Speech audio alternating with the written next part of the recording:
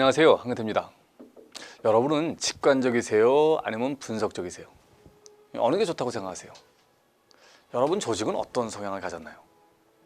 어떤 접근 방식이 효과적일까요? 정답은 없습니다. 둘 다 나름의 효용성이 있습니다. 오늘 소개할 책 디자인 띵킹은 두 방식이 조화를 이룬 디자인 띵킹이야말로 개인과 기업의 경쟁력을 높인다 라는 주장을 펼치는 책입니다. 한번 보시죠. 조직은 새로운 지식을 추구하는 탐색, 작업이나 기존 지식을 최대한 활용해서 이익을 극대화하는 활동에 집중한다. 경영학자 제임스 마츠의 말입니다. 대부분 조직은 두 활동 중 하나에 몰두합니다. 두 작업을 동시에 하기는 대단히 어렵습니다. 탐색 활동만 하는 조직은 생존하기 쉽지 않습니다. 탐색에 필요한 자금을 만들지 못하기 때문입니다. 대부분 기업은 탐색을 하다 하나를 건지면 이를 활용하는 단계로 들어가고 다시는 탐색 활동을 하지 않으려 합니다. 그거 역시 한계가 있습니다. 균형을 위해서는요, 하나의 미스터리를 해결한 후 거기에 멈추지 말고 다음 미스터리를 찾아 지식 생산 필터를 다시 가동하고 지식을 심화시키는 그런 노력을 해야 합니다. 대부분 기업은요, 혁신보다는 기존 지식을 활용합니다. 그들은 신뢰성, 릴라빌리티를 금과 옥조처럼 생각합니다. 자기도 모르는 사이에 혁신을 제거합니다. 하지만 신뢰성만을 강조하는 것은 혁신의 가능성을 없앱니다. 새로운 생각이나 개념 혹은 아이디어는 미리 증명하는 게 불가능하기 때문입니다. 모든 새로운 개념은 미래의 사건이 일어난 이후에만 그 정당성을 입증할 수 있습니다. 지식 생산 필터, knowledge funnel은 세 단계로 나눌 수 있습니다. 첫째, 미스터리 탐색입니다. 큰 혼란 속을 헤매는 과정이죠. 둘째, 경험 규칙, 휴리스틱입니다. 큰 혼란 속에서 탐구 영역을 좁히고 미스터리를 다룰 수 있는 크기로 줄이는 과정입니다. 셋째, 알고리즘입니다. 경험 규칙은 느슨하고 엄밀하지 않아 적용하는 데 많은 문제가 발생할 수 있습니다. 알고리즘은 문제를 해결하는 명확한 절차입니다. 여러분 잘 아시는 원근법도 그렇습니다. 원근법은 수백 년에 걸쳐 진화했습니다. 그러다 플로렌스의 화가이자 건축가인 필리포 브루넬레스키가 언제든 3차원 공간으로 보이는 그림을 그려낼 반복적인 방법을 알아냅니다. 소실점이 그것입니다. 이게 알고리즘입니다. 사물에 대한 이해는요, 미스터리에서 경험 규칙 그리고 알고리즘으로 심화되는 과정을 통해 불필요한 정보를 없앱니다. 또 단순화됩니다. 이 과정을 통해 현실에 대한 이해의 폭을 넓힙니다.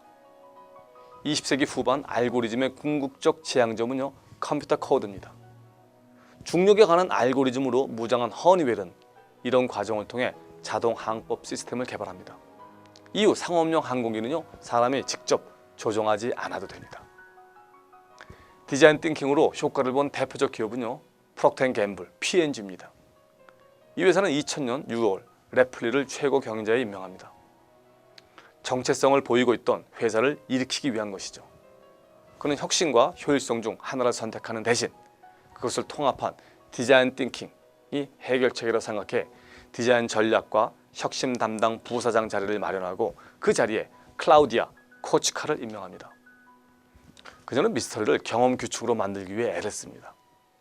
그동안 프로젝트가 내부에서 정한 목표에 도달하는 비율은 불과 15%에 불과했습니다. 개발하느라 애는 썼지만 엄청난 연구 비용에도 불구하고 미스터리를 경험 규칙으로 전환하지 못했기 때문입니다. 그래서 생각한 게 연계와 개발입니다. 그 유명한 Connect and Development, C&D입니다. 내부에서 모든 것을 하는 대신 기업 외부의 혁신가들과 연계해 신제품을 개발하자는 겁니다. 그래서 제품 혁신의 절반을 외부의 아이디어로 채운다는 목표를 정합니다.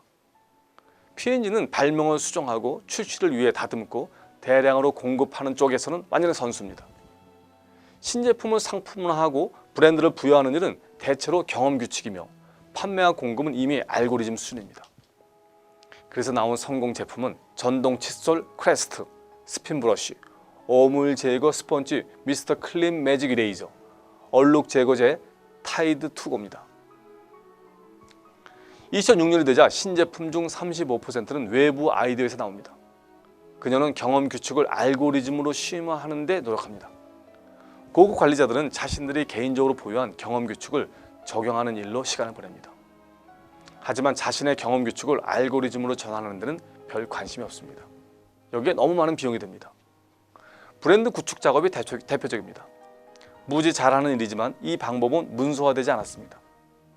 근데 래플리의 강력한 후원 속에 브랜드 구축에 관련한 경험 규칙을 알고리즘으로 전환하는 의식적인 노력을 시도했습니다. 그 결과 브랜드 구축의 기본책에 1.0이 나왔고 계속 2.0과 3.0이 나옵니다. 역사상 처음으로 브랜드 규칙을 배우고 실행에 옮기는 데 사용할 매뉴얼이 실무자들 손에 주어집니다. 서서히 반복된 업무 대신 프로젝트별로 움직이는 문화를 만듭니다. 알고리즘에 가장 가까운 분야는 아웃소싱으로 해결했고 잉여 인력은 핵심적이고 시급한 문제를 해결하기 위한 프로젝트에 투입합니다. 6년이 지나자 매출은 매년 15%씩 성장하기 시작했고 15개 브랜드 중 13개의 시장 점유율이 증가합니다.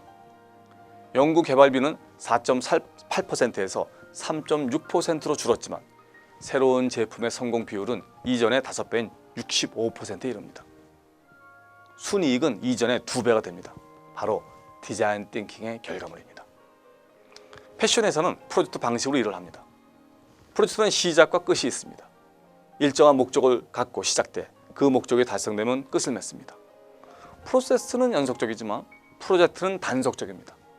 프로세스는 효율적이어야 하지만 프로젝트는 창의적이어야 합니다. 두 개는 멘탈리티가 완전 다릅니다. 관리도 달라야 하고 예산도 달라야 합니다. 매 시즌 새로운 디자인을 내놓는 패션회사는 프로젝트 방식으로 일하는 데 익숙합니다. 반면 금융회사나 연구개발에 관심이 없는 제조업은 프로세스 중심입니다. 둘 사이에도 균형이 필요합니다. 물론 업종에 따라 다릅니다. 연구개발 기업은 90%가 프로젝트 중심이고 일반 제조업체는 60에서 70%, 회계 파트는 10%만 프로젝트 개념을 도입하면 됩니다. 아이팟을 창조할 만한 능력을 지닌 기업은 셀 수 없이 많았지만 이들은 실행에 옮기지 못했습니다. 리스크가 크다는 분석 때문이죠. 직관력이 뛰어난 스티브 잡스가 이끄는 애플이 그 기회를 움켜쥐었고 시장을 주도했습니다. 그렇다고 잡스의 직관이 언제나 성공으로 이루어진 건 아닙니다.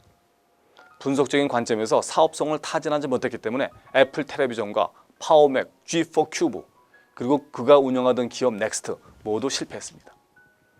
이 같은 실패를 통해 잡스는 애플 내부의 통합적 사고법인 디자인 띵킹을 촉진하는 역할을 수행합니다. 그 후 아이폰과 아이패드 같은 시장을 주도하는 아이콘 제품이 출시되죠. 여러분, 앞으로의 시대는요, 분석과 직관이 균형을 이루는 디자인 띵킹을 활용하는 그런 리더만이 세상을 뒤흔든 위대한 혁신을 거듭할 수 있습니다. 디자인 띵킹을 통해 새롭게 도약하시길 바랍니다. 고맙습니다.